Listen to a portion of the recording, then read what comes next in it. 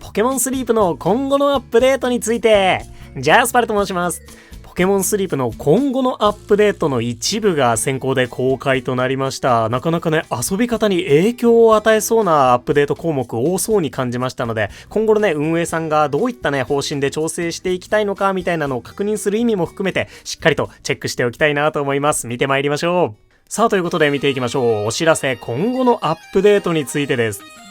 いつもポケモンスリープをご利用いただき誠にありがとうございます。ポケモンデーを記念して今後予定しているアップデート内容を一部公開いたします。アップデート日時とより詳しい内容については後日お知らせいたしますということでね、ちょっと実装時期については特に言及ないんですけれども、まずね、次回のアップデートで実装予定の項目確認していきましょう。一部となります。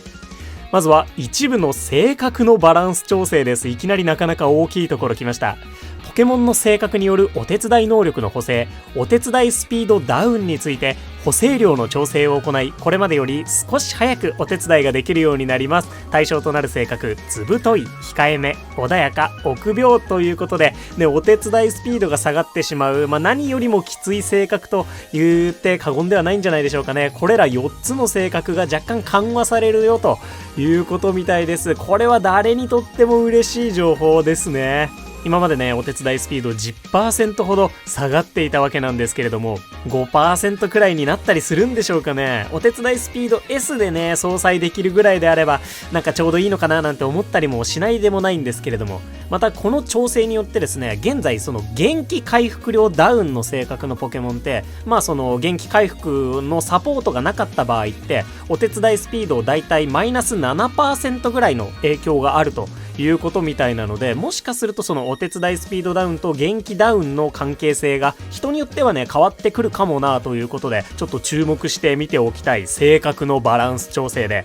ありました。何にせよこれはね、多くの人にとってプラスになる調整でありますので、本当に嬉しいなというところですね。そして続いて一部のウィークリーミッション報酬の変更です。カビゴンを指定の評価まで上げるの3つ目の報酬となっているポケモンのお香の種類を変更します。変更を行うフィールド、若草本島、シアンの砂浜、トープ洞窟、卯の花雪原です。お香に変更入ってくれるみたいです。結構これも多くの人々からね、期待されていたことなんじゃないかなと思います。例で挙げると、若草本島のトランセルとか、卯の花雪原のラッタ、ゴローンもいましたっけねとかになるのかなと思うんですけれども、シアントープはどうなるんでしょうね。ワニの子、ゼニガメ、人影、日の嵐あたりは固定のままで、最近追加されたウパーとかパルデアウパーとかになったりするんでしょうかね。ちょっとね気になるところではあるんですけれども、ラピスラズリ湖畔とゴールド級発電所にテこ入れがされないということなので、もしかしたらそのフィールドでないと出会うのが難しいようなポケモンのお香が置いてもらえるということだと、とてもありがたいなと思います。めちゃくちゃよく言えば、卯の花雪原はデリバード、雪かぶり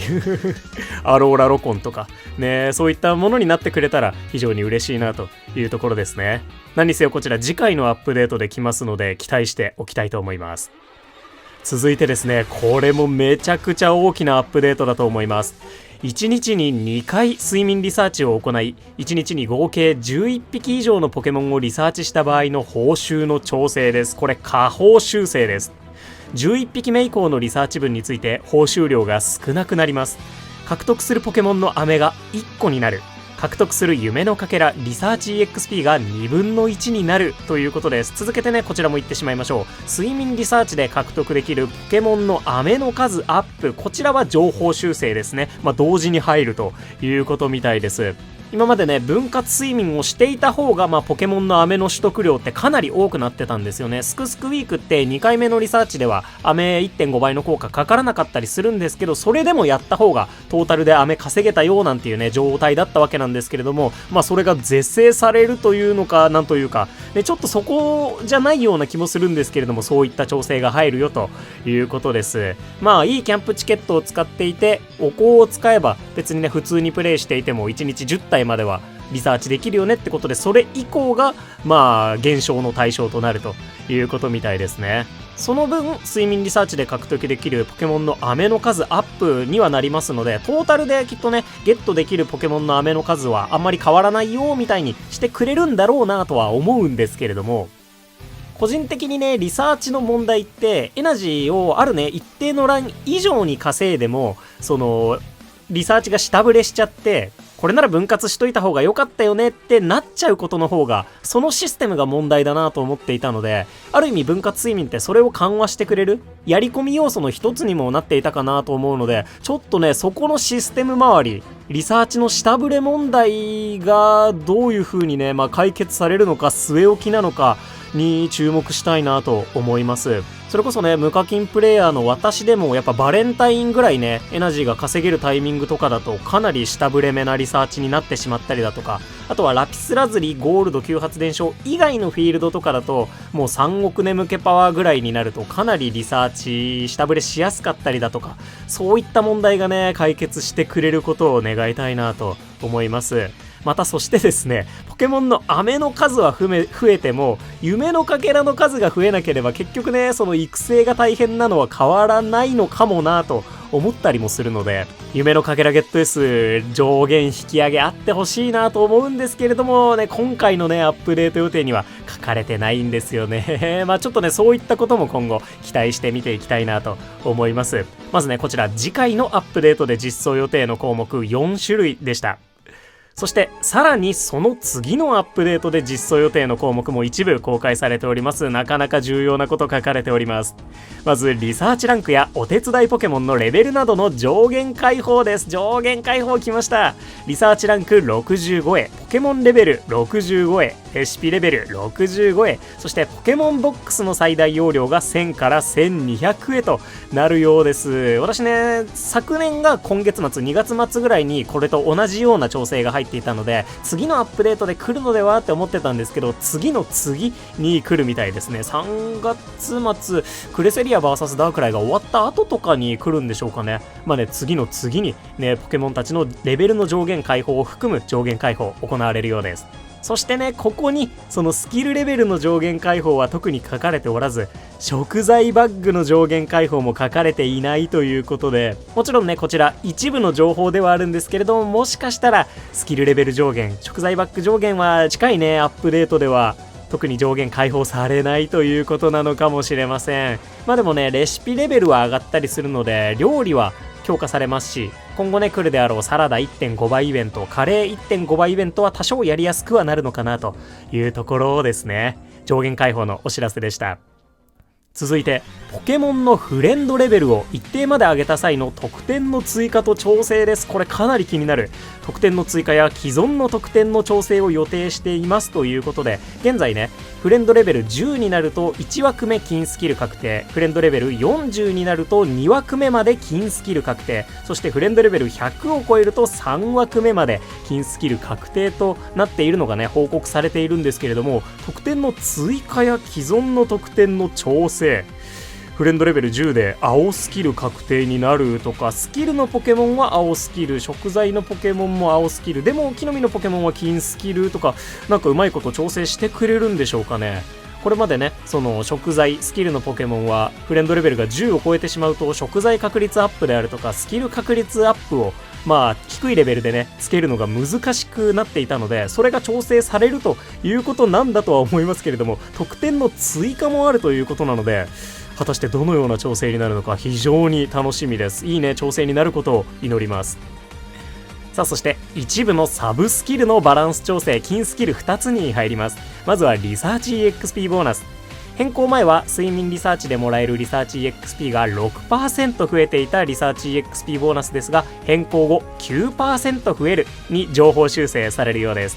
また元気回復ボーナス、チーム全員の睡眠で回復する元気が 1.14 倍になる効果に加えて、自分のみ睡眠で回復する元気量の上限が105になるというね効果が追加されるそうです。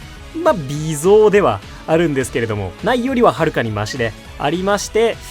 夢のかけらボーナスは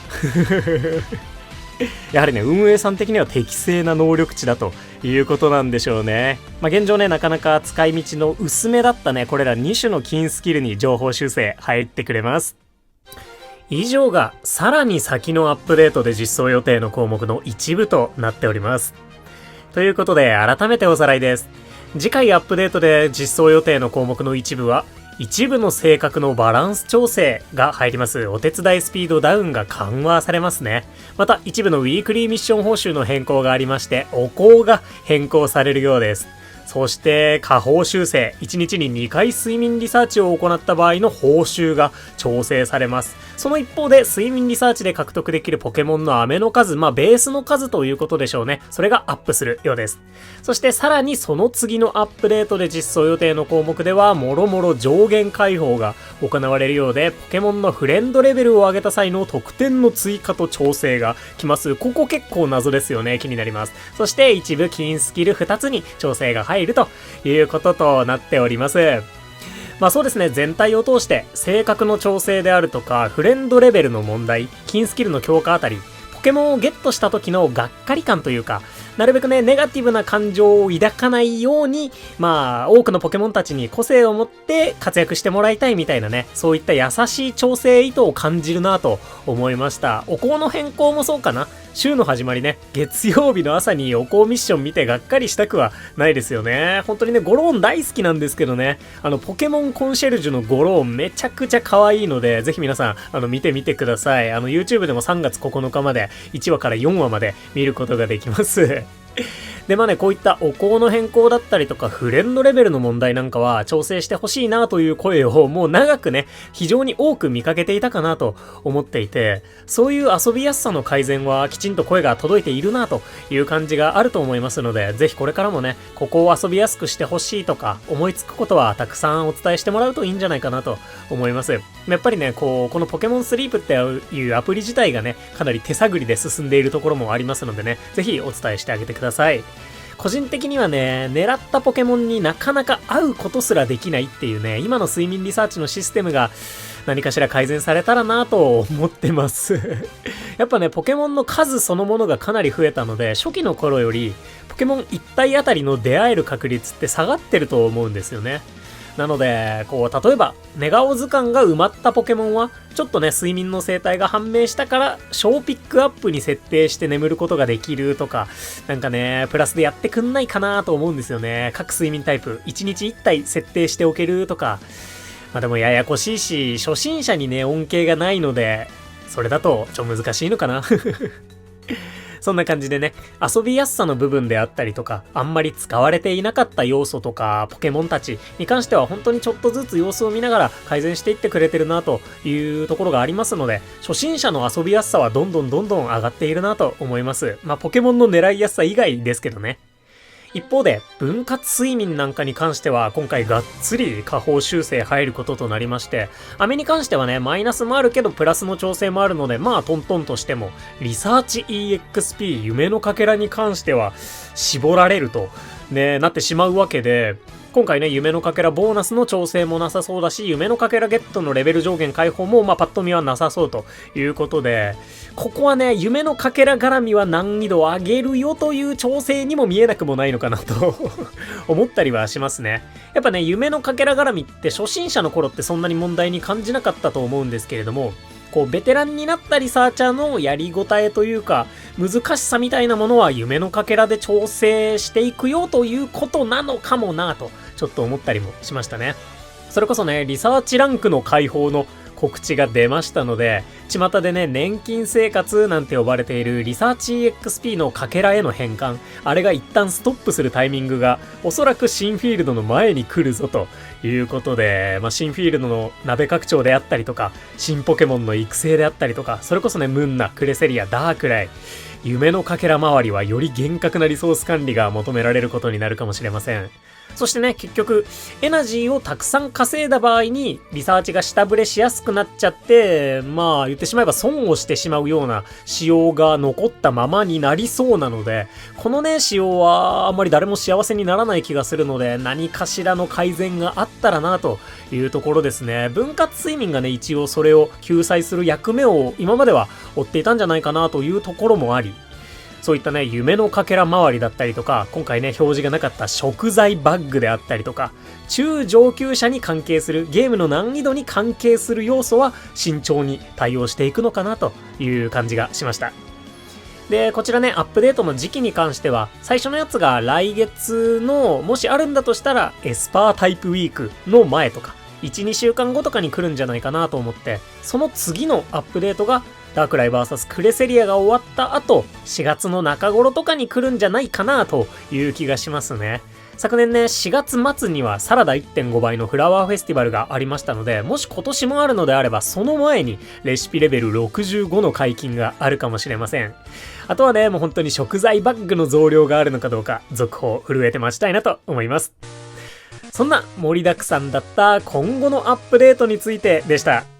いやね、非常に遊びやすくなりそうですよね、ポケモンスリープ。新規のプレイヤーさんね、このポケモンで後のタイミング増えて欲しいね、本当にね。ポケモントレーディングカードゲームポケットは1億ダウンロードを突破したとのことで、本当にね、なんかこう街中とかでもちびっ子とかがね、遊んでたりするの見るから、ポケモンスリープね、ちびっ子遊びやすくなんないかな。16歳未満レギュレーションマジで大変だからね。まあね、そういった、なんだろうな、年齢によっての100スコアの睡眠時間も、なんかね、大人も調整してほしいなと思わないでもないんだけど、このあたりも難しそうではあるよね。そんな感じで皆さんは今回のアップデートで何に注目されましたでしょうか。またね、改善してほしい項目とかもぜひコメント欄にどしどし書き込んでいただけたらなと思います。何にせよね、たくさんのアップデート非常に楽しみです。ということで、ここまでご視聴いただきまして誠にありがとうございました。お相手パルでした。よろしければ動画にグッド、そしてチャンネル登録していただけますと動画制作の励みになります。本当にいつも応援ありがとうございます。それでは、こちらのアップデートやダークライ VS クレセリアに向けていろいろと準備進めてまいりましょう。私も考察動画作っていきたいなと思います。今日も元気にいってらっしゃい。またね、バイバーイ。